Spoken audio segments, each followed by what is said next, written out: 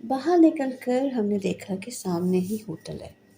نام خیر اب اس کا یاد نہیں، لیکن گھنٹی بجائی تو ایک جلی کٹی 6 بجی بڑھیا برآمد ہوئی۔ بولی، یہ کیا بات ہے؟ یہ کیا وقت ہے شریف آدمیوں کو تنگ کرنے کا؟ ہم نے عمر بھر کی عاجزی اپنے لہجے میں سمو کر کہا، ہم اس وقت بے ٹھکانہ ہیں، آدھی شب کا عالم ہے، سمجھ میں نہیں آتا کہ کہاں سوئیں۔ پھر آپ دولت مشترکہ کے آدمی ہیں۔ بولی، میں نے کوئی ٹھیکہ لے رکھا ہے؟ جاؤ بھلے آدمیوں کو بے وقت تنگ نہ کرو، پریشان نہ کرو، جاؤ یہاں سے، نہیں ہے جگہ میرے پاس۔ ایک اور ہوٹل پوچھا، وہاں بھی یہی جواب ملا۔ ایک فون سے قریبی ہوٹل سے بات کی، مینیجر نے کہا، ہمارے ہاں جگہ ہے، تشریف لے آئیے۔ جب ہم خوش وہاں پہنچے تو مینیجر ہماری جلد کی رنگت دیکھ کر فوراً گھبرائے، بولا، نہیں جناب، جگہ تو بالکل نہیں۔ ہم نے کہا، ارے ابھی 10 منٹ پہلے ہی تو تم نے کہا تھا کہ ہے۔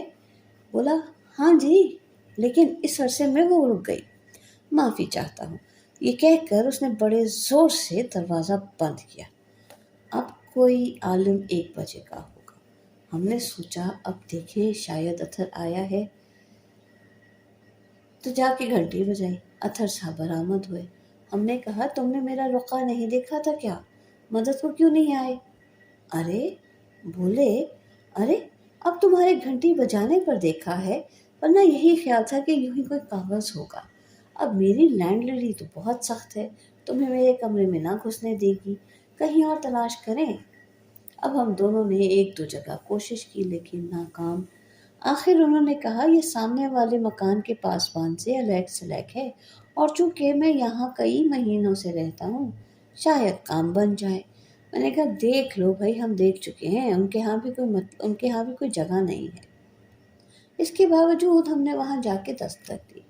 پاسباں صاحب نکلے، بولے، جگہ بالکل نہیں ہے، میں ان صاحب کو پہلے ہی بتا چکا ہوں۔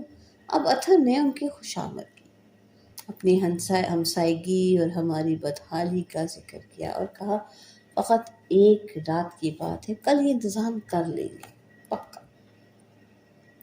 اس مرد شریف نے کہا، نیچے تہہ خانے میں خادمہ کا کمرہ ہے، اس میں یہ رات کاٹ لیں، کرایہ 1.25 پاؤنڈ ہوگا، لیکن صبح کمرہ خالی کر کے سامان دفتر جمع کرا دیں دفتر میں، اور 11 بجے تک اپنا سامان اٹھوا لیں۔ ہم نے اور اطہر نے ان کی انسان دوستی اور نیکی کا صدقہ دل سے شکر ادا کیا اور دونوں نے مل کر سامان ڈھویا۔ 3 پھیرے ہوئے۔